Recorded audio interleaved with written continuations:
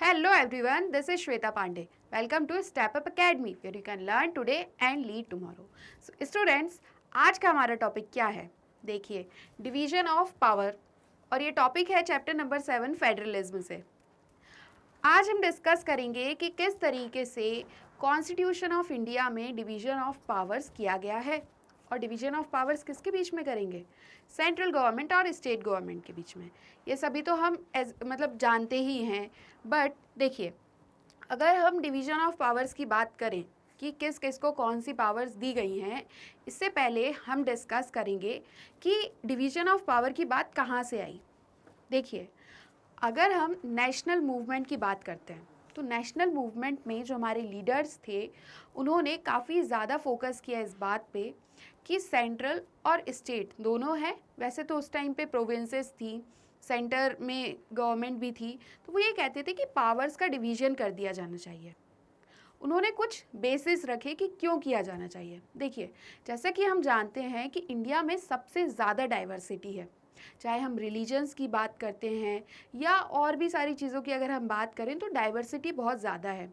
Linguistic basis पे भी है, मतलब लैंग्वेजेस, अगर हम साउथ में जाते हैं तो वहाँ की लैंग्वेज अलग है, ऐसे अलग अलग जगह की अपनी अपनी लैंग्वेजेस हैं। तो ये डाइवर्सिटीज़ हैं। इतनी डाइवर्सिटीज़ के साथ हर एक स्टेट में कुछ ना कुछ टॉपिक्स या मैटर्स ऐसे होते हैं जिस पे उन्हें डिसीजंस लेना होता होगा, है ना। और हर बार ये हो सकता है कि उन्हें सेंटर से पूछना पड़ता हो कि डिवीजन ऑफ पावर तो अभी है नहीं, तो हम ये डिसीज़न लें या ना लें। ऐसे तरह तरह के मैटर्स उस टाइम पे अराइज होते थे। देन एट लास्ट अगर हम बात करें तो कॉन्स्टिट्यूशन ऑफ इंडिया में डिवीजन ऑफ पावर प्रोवाइड किया गया। ठीक है, ये फेडरल नेचर हुआ। कैसे कि मतलब सेंट्रलाइजेशन नहीं है पावर्स का, एक किसी के पास पावर नहीं है ना, इनका डिवीजन किया गया है। तो वो डिवीजन हम डिस्कस करेंगे। देखिए, अगर हम गवर्नमेंट ऑफ इंडिया की बात करें तो constitution of India 2 sets of government provide करता है। ठीक है, क्लियर हुआ। 2 सेट्स ऑफ गवर्नमेंट है। अब ये कौन सी है? पहली तो है यूनियन गवर्नमेंट या सेंट्रल गवर्नमेंट। ठीक है, या तो आप यूनियन गवर्नमेंट कह सकते हैं या फिर आप सेंट्रल गवर्नमेंट भी कह सकते हैं। और ये किसके लिए? One for the entire nation. Central government या यूनियन गवर्नमेंट एंटायर नेशन के लिए है। ठीक है, ये मतलब एंटायर नेशन को गवर्न करेगी। अब अगर हम बात करें कि नेक्स्ट कौन सी है, तो ये है state government, one for each state. मतलब कि जो स्टेट गवर्नमेंट है वो हर एक स्टेट में रहेंगी। हम जानते ही हैं हमारे इंडिया में इतने सारे स्टेट्स हैं, तो हर एक स्टेट की अपनी गवर्नमेंट है। क्लियर हुआ। यूनियन गवर्नमेंट या सेंट्रल गवर्नमेंट पूरे नेशन के लिए है और state government for each state, मतलब हर एक स्टेट में स्टेट गवर्नमेंट होती है। यहाँ तक क्लियर हुआ। अब बात ये आती है कि सेंट्रल गवर्नमेंट भी है, यूनियन गवर्नमेंट भी है, दोनों एक हैं। ठीक है, सेंट्रल गवर्नमेंट या यूनियन गवर्नमेंट है और स्टेट गवर्नमेंट है, तो इन्हें कैसा स्टेटस दिया गया है? सबसे पहले आप ये समझिएगा कि ये कॉन्स्टिट्यूशन में डिफाइन है। तो इनके पास क्या है? कॉन्स्टिट्यूशनल स्टेटस है। और कॉन्स्टिट्यूशन ने इनके एरिया ऑफ एक्टिविटी को डिफाइन किया है। कैसे डिफाइन किया है? कि आप किस फील्ड में या किस सब्जेक्ट मैटर में वर्क कर सकते हैं, सेंट्रल या यूनियन गवर्नमेंट और स्टेट गवर्नमेंट के लिए। तो ये आइडेंटिफाइड एरिया है। ठीक है, अब अगर कोई डिस्प्यूट आ जाता है, देखिए कि मान लीजिए स्टेट गवर्नमेंट और सेंट्रल गवर्नमेंट के बीच में डिस्प्यूट आ गया, ये लोग लड़ाई झगड़ा करने लगे कि कोई भी एक मैटर समझ लीजिए कि कुछ भी एक मैटर है या सब्जेक्ट है, उस पर ये लड़ाई कर रहे हैं कि नहीं हम डिसाइड करेंगे और सेंट्रल कह रही है नहीं हम डिसाइड करेंगे। तो अब इस डिस्प्यूट को कौन सॉल्व करेगा? तो ये पावर होती है जुडिशरी के पास। अब यहाँ पे ऐसा भी सोच सकते हैं, देखिए सोचने के लिए इंसान कुछ भी सोच सकता है, किसी की थिंकिंग पे लिमिट नहीं है ना। जैसे कि राइट टू फ्रीडम में दिया गया है, थिंकिंग का फ्रीडम है ना। तो देखिए यहाँ पे जुडिशरी अनफेयर ना हो, इसलिए कॉन्स्टिट्यूशनल प्रोविजंस को फॉलो करते हुए जुडिशरी को सॉल्व करने होंगे डिस्प्यूट्स। मतलब on the basis of constitutional provisions judiciary will decide कि किसके मतलब ये जो पावर है ये किसके पास होगी, यूनियन के पास या स्टेट गवर्नमेंट के पास। The Constitution clearly demarcates subjects which are under the exclusive domain of the Union and those under the states. Constitution भी clearly demarcates करता है कि इतने सारे सब्जेक्ट हैं तो यूनियन के पास कौन सा सब्जेक्ट होगा और स्टेट के पास कौन सा सब्जेक्ट होगा। क्लियर हुआ यहाँ पे आपको। अब देखिए सबसे इम्पॉर्टेंट एस्पेक्ट यहाँ पे ये है कि अगर हम इकोनॉमिक और फाइनेंशियल पावर की बात करें, इकोनॉमिक एंड फाइनेंशियल पावर, तो ये सेंट्रलाइज्ड है।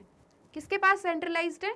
सेंटर के पास। तो अब आप ये कहेंगे कि स्टेट के पास फिर क्या पावर्स हैं, क्योंकि मेन पावर जो थी इकोनॉमिक और फाइनेंशियल पावर वो तो हमने कॉन्स्टिट्यूशन में सेंट्रल गवर्नमेंट को दे दी, स्टेट के पास क्या होगा। तो आप यहाँ पे ऐसा समझ सकते हैं, देखिए जैसे आपका अपना घर है ना, यहाँ पे मम्मी पापा हैं, मान लीजिए वैसे तो सब जगह हाउसवाइफ नहीं होती हैं, मान लीजिए आपकी मम्मी हाउसवाइफ हैं और फादर आपके जॉब करते हैं, ठीक है। अब सैलरी किसको मिल रही है? फादर को। बट घर के खर्चे कौन देख रहा है? हाउस होल्ड से रिलेटेड जो भी चीज़ें वो कौन देख रहा है? मम्मी देख रही हैं।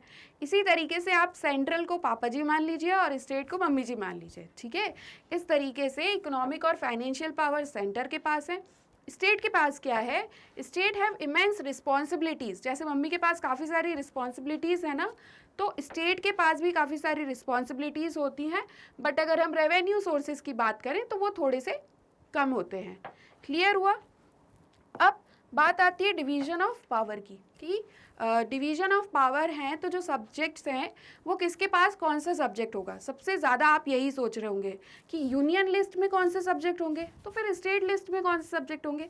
डिस्कस करते हैं। देखिए फिर इससे रिलेटेड अगर आपके क्वेश्चंस आते हैं, अगर यूनियन लिस्ट से रिलेटेड आपका क्वेश्चन आ गया कि कौन से सब्जेक्ट्स हैं, या फिर एनालाइज कीजिए, ये सारी चीज़ें आएँ तो आपको काफ़ी अच्छे से याद हो जाएगा। बस आप रिकॉल करते जाइए जो मैं आपको बताने वाली हूँ। देखिए यूनियन लिस्ट की अगर हम बात करें तो सबसे पहले हम इनके सब्जेक्ट की बात करते हैं कि इनके पास कौन से सब्जेक्ट हैं।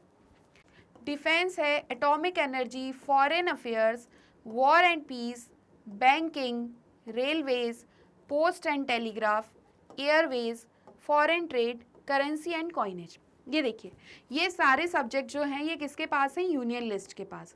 हम देख रहे हैं division of powers. Division of powers state और सेंट्रल गवर्नमेंट के बीच में किया।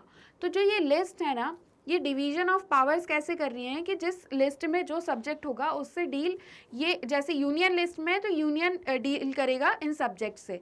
हम अगर देखें सब्जेक्ट्स को, देखिए डिफेंस की हम बात करते हैं, एटॉमिक एनर्जी की हम बात करते हैं, वॉर एंड पीस की हम बात करते हैं, तो ये सारे ऐसे मैटर हैं, ऐसे सब्जेक्ट हैं जिन्हें हम सिर्फ एक स्टेट को नहीं दे सकते।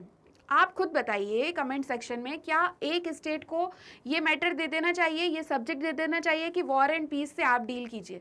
बताइएगा। नहीं दे सकते तो क्यों नहीं दे सकते, ये भी कमेंट सेक्शन में ज़रूर बताइएगा, ठीक है। इसी तरीके से डिफेंस है, atomic energy, banking, railways, economic, financial powers हमने देखी ना किसके पास जा रही है? यूनियन के पास ही होंगी। अब यूनियन क्या करेगा? देखिए यूनियन लेजिस्लेचर है जो वो लॉ बनाएगा इन मैटर्स पे, इन मैटर्स से रिलेटेड। मान लीजिए जैसे डिफेंस है, हम डिफेंस की बात करते हैं, तो डिफेंस से रिलेटेड जितने भी लॉ होंगे ये कौन बनाएगा? यूनियन बनाएगा। एटॉमिक एनर्जी, फॉरेन अफेयर्स के अदर कंट्रीज से जो भी हमारे रिलेशंस हैं या जो भी मुद्दे चल रहे हैं तो इनसे रिलेटेड डील कौन करेगा? यूनियन ही करेगा। क्लियर हुआ आपको? तो यहाँ पे मैं आपको सिर्फ ये बताना चाह रही हूँ कि ऐसे सब्जेक्ट जिन्हें हम किसी एक स्टेट को नहीं दे सकते, मतलब ये पूरे नेशन पे ही इफेक्ट करेंगे या इफेक्ट करेंगे, ऐसे समझ सकते हैं। अफेक्ट मतलब गलत भी कुछ हो सकता है और इफेक्ट मतलब दोनों तरीके से इफेक्ट करेंगे, पॉजिटिवली भी और निगेटिवली।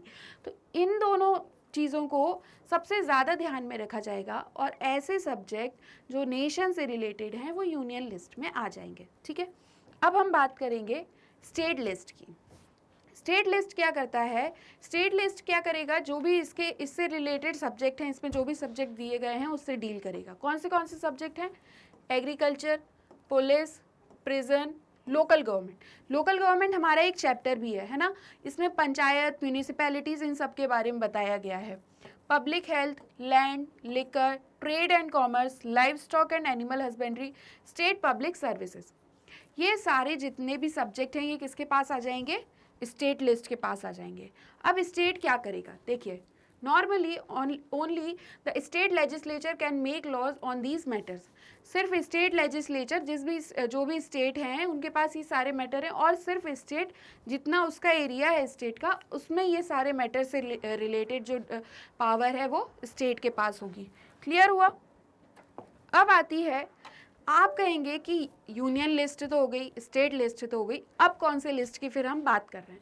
ये है कॉन्करेंट लिस्ट। अब हम डिस्कस करते हैं कि कॉन्करेंट लिस्ट की सबसे पहले तो पावर क्या है, पावर क्या है, या फिर कॉन्करेंट लिस्ट किसके पास पावर है कॉन्करेंट लिस्ट से रिलेटेड सब्जेक्ट पे। देखिए, but union and state legislature alone can make laws on these matters. मतलब कि यहाँ पे ये जितने भी मैटर्स हैं इन पे यूनियन और स्टेट दोनों लॉ बना सकते हैं। ठीक है, क्लियर हुआ? बट अब आप कहेंगे कि डिस्प्यूट आ गया तो क्या जुडिशरी के पास जाएंगे? ऐसा बिल्कुल भी नहीं है। यहाँ पे ये आप ध्यान में रखिएगा कि यूनियन और स्टेट तो मिलके बना रहे हैं, बट ज़्यादा प्रायोरिटी किसे दी जाएगी? यूनियन को ही दी जाएगी। कौन से मैटर हैं? एजुकेशन, हम राइट टू एजुकेशन देखते हैं, है ना, इसमें कॉन्स्टिट्यूशनल स्टेटस दिया गया है, ये जो सब्जेक्ट है ये कॉन्करेंट लिस्ट में। Transfer of property other than agricultural land, देखिए एग्रीकल्चरल लैंड है अगर, तो उससे रिलेटेड बात नहीं करेंगे, नहीं तो आप कल को कहेंगे कि ट्रांसफर ऑफ प्रॉपर्टी है तो एग्रीकल्चरल लैंड भी इसी में आएगा। ये एक्सेप्शन है। एक्सेप्शन का मतलब क्या? यहाँ इस पे नहीं बनाएंगे। ट्रांसफर ऑफ प्रॉपर्टी से रिलेटेड जो भी मैटर होंगे वो कॉन्करेंट लिस्ट में आएंगे। Forest, trade unions, adulteration, adoption and succession, ये सारे मैटर्स किसके पास आ जाएंगे? कॉन्करेंट लिस्ट के पास आ जाएंगे। अब नेक्स्ट, ठीक है, यूनियन भी हो गया, स्टेट भी हो गया, कॉन्करेंट भी हो गया। अब कौन सा है? देखिए, रेसिड्यूरी पावर्स। रेसिड्यूरी पावर्स में क्या आएगा? Union legislature alone has the power to legislate on such matters. ये जितने भी मैटर्स होते हैं इस पे सिर्फ यूनियन लेजिस्लेचर का ही मतलब ध्यान रहेगा, और डिसीजन होगा वो भी यूनियन लेजिस्लेचर का भी होगा। प्रीवियस जो हमने देखी लिस्ट और उनके जो सब्जेक्ट देखे, यहाँ पे क्या है कि ठीक है, पावर तो है, डिवीजन ऑफ पावर मतलब जो यूनियन लिस्ट के पास है वो सब्जेक्ट उसी के हैं, स्टेट लिस्ट के तो स्टेट के ही हैं। वहीं हम कॉन्करेंट में देख रहे थे कि दोनों मिलके बना रहे हैं। रेसिड्यूरी पावर्स ये हो जाती हैं जिसपे सिर्फ यूनियन लेजिस्लेचर का ही अधिकार है डिसीजन लेने का, तो ये है साइबर लॉ। ठीक है, साइबर लॉ है। और इससे पहले क्या लिखा है? Include all other matters not mention in any of the list. अभी हमने 3 लिस्ट पढ़ी इससे पहले, कौन सी? Union list, state list, concurrent list. Concurrent list में जो भी मैटर नहीं दिए गए हैं, सब्जेक्ट नहीं दिए गए हैं, आप ये सोच रहे होंगे कि ये वाला तो दिया नहीं है, अब मैं कैसे डिसाइड करूं? तो आप खुद डिसाइड मत कर लीजिएगा कि ये यूनियन के पास होगा या स्टेट के पास। ये ध्यान रखिए, इसके अलावा जितने भी सब्जेक्ट हैं वो कहाँ पे आएंगे? रेसिड्यूरी पावर्स में आ जाएंगे। ठीक है, और रेसिड्यूरी पावर किसके पास है? यूनियन के पास है। यूनियन लिस्ट अलग है, स्टेट लिस्ट अलग है, कॉन्करेंट लिस्ट अलग है, और उसके बाद जितने भी मैटर हैं या सब्जेक्ट हैं वो रेसिड्यूरी पावर होती है। और रेसिड्यूरी पावर किसके पास है? यूनियन लेजिस्लेचर के पास। मतलब कि जितने भी अब सब्जेक्ट बचते हैं या मैटर्स बचते हैं उन पे डिसीजन कौन लेगा? पावर किसके पास होगी? यूनियन लेजिस्लेचर के पास। क्लियर हुआ आपको? अभी देखिए, मैंने आपको काफ़ी सारा कुछ बताया डिवीज़न ऑफ पावर के बारे में, कि डिवीज़न ऑफ पावर क्या है, क्यों किया गया division of power, Indian constitution में कैसे है, कैसे कैसे अलग अलग लिस्ट में सब्जेक्ट्स दिए गए हैं। अब इससे रिलेटेड आपका कोई भी क्वेश्चन आ जाए, ठीक है, आप आराम से इस पे आंसर लिख सकते हैं, मतलब कि आंसर की फ्रेमिंग कर सकते हैं। क्लियर हुआ आप सभी को? देखिए, आई होप आज जो भी हमने डिस्कस किया आपको काफ़ी अच्छे से क्लियर हुआ होगा। डिवीजन ऑफ पावर से रिलेटेड अब चाहे एमसीक्यू में क्वेश्चन आ जाए या फिर आपके क्वेश्चन आंसर्स में आ जाए, ठीक है, आप काफ़ी अच्छे से आंसर की फ्रेमिंग कर सकते हैं और लिख सकते हैं। मेरा मानना ऐसा है कि आप अपने आंसर्स में जितना ज़्यादा एग्जाम्पल्स को ऐड करेंगे उतने अच्छे आंसर की फ्रेमिंग हो सकती है। बहुत ही ईजी है, आप बिल्कुल टेंशन मत लीजिएगा, ठीक है। और आज के इस सेशन में हमने जो पढ़ा क्लियर हुआ ना आपको? तो फिर और इसी तरह की वीडियोस देखने के लिए हमारे चैनल स्टेप अप एकेडमी को लाइक, शेयर एंड सब्सक्राइब करना बिल्कुल भी ना भूलें। और इससे ज़्यादा वीडियोस देखने के लिए आप हमारी वेबसाइट पर भी विजिट कर सकते हैं। Thank you.